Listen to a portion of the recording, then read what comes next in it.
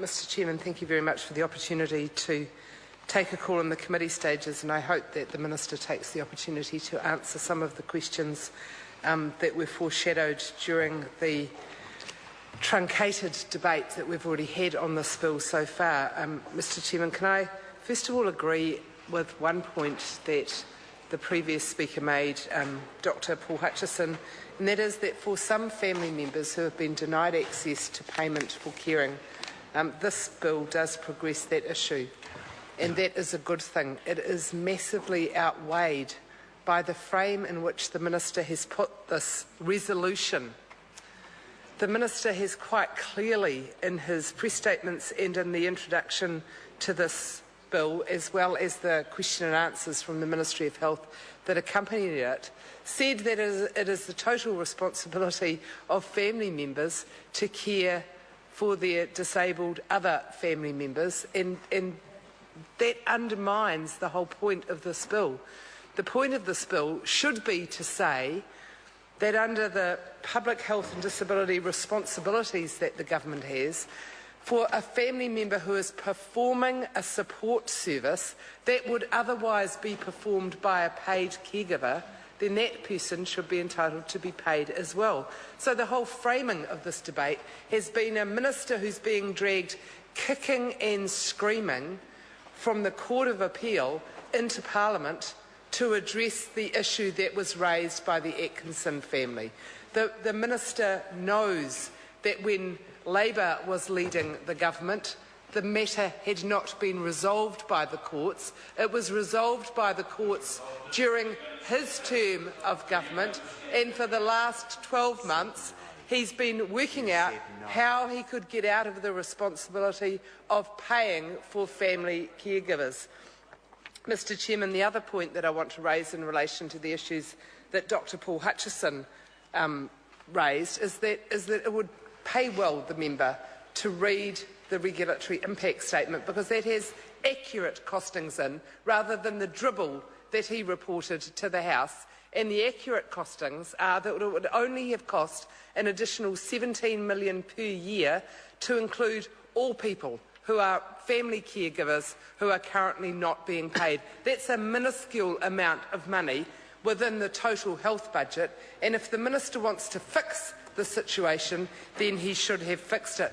So for the remaining 3,000 or so, 2,800 families who the Ministry of Health in their RIS have presented this information to Parliament, they will be feeling very angry and very let down by the promises that the Minister has made to solve the situation. Not only did the Minister promise to solve it, he then attacked Annette King and other members of the government for not solving it, and he hasn't done it either.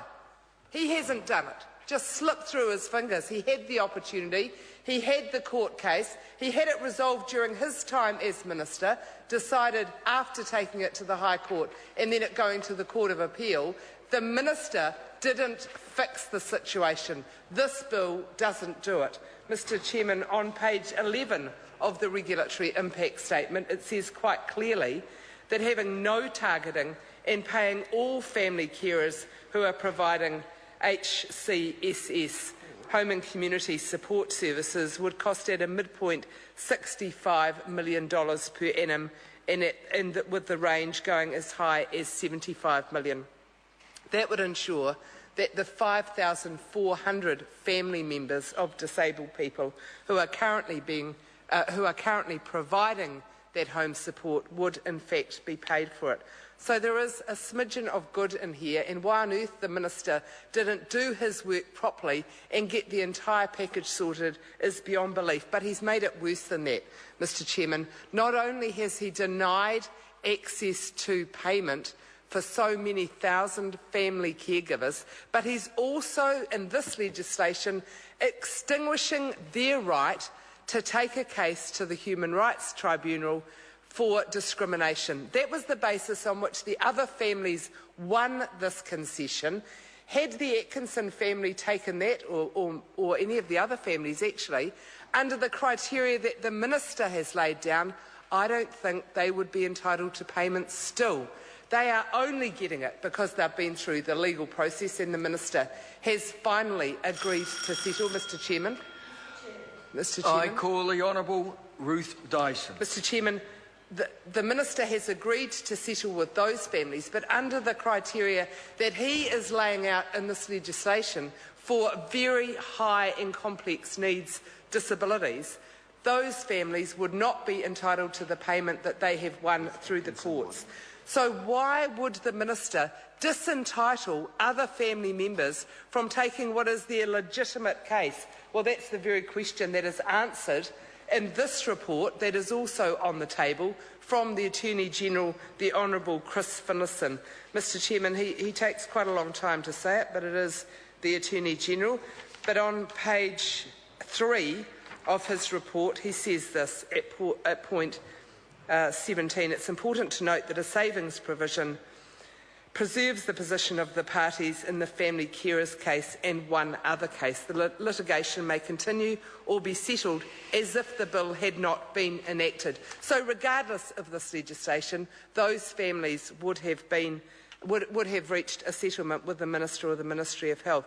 Then it says new section 70E appears to limit the right to judicial review because it would prevent a person from challenging the lawfulness of a decision on the basis that it was inconsistent with the section 19(1) of the Bill of Rights Act. He goes on to say in point 19 of his report to the House, on balance, I have concluded that limitation cannot be justified under section 5 of the Bill of Rights Act. So why would the Minister want to do that? Why would the Minister want to trumpet the fact that he has finally resolved an issue that's been in the public policy debate for over 2 decades, according to him?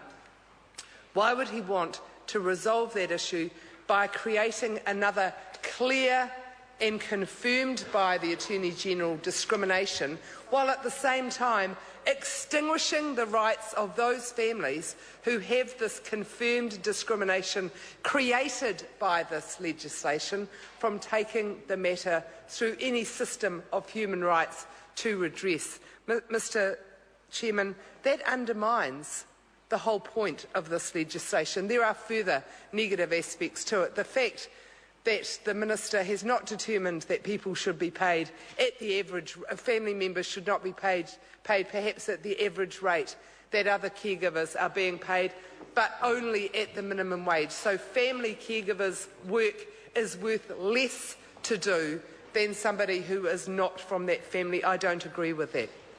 If a person is doing the work, then they should be paid at the same rate as anyone else was doing it. Mr Chairman, I don't think that the sector has been involved in the discussions on this final piece of legislation. I agree that if there was a rollout of this provision for payment of family caregivers, then those with the highest need would be a priority, and that's correct. But this isn't a rollout.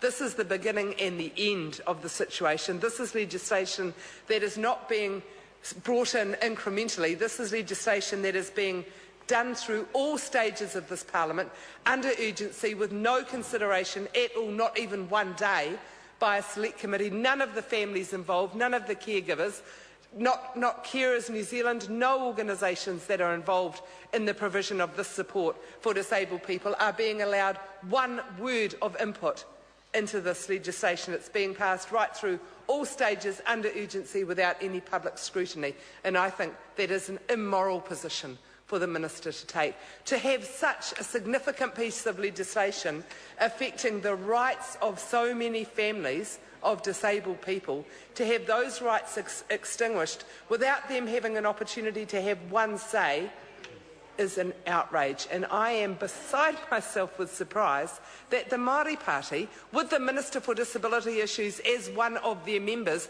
with the Minister of Māori Affairs as one of their members, and we know very well that many Māori families are particularly impacted by this legislation because many Māori families refuse to have anyone else support their family members because of their cultural priority that they look after their own members. So for the Minister for Disability Issues and the Minister of Māori Affairs to be supporting this legislation beggars belief. The price of the baubles of office, I guess, but it is a great surprise to me. Mr Chairman, I think that the Minister could well rethink the strategy. I call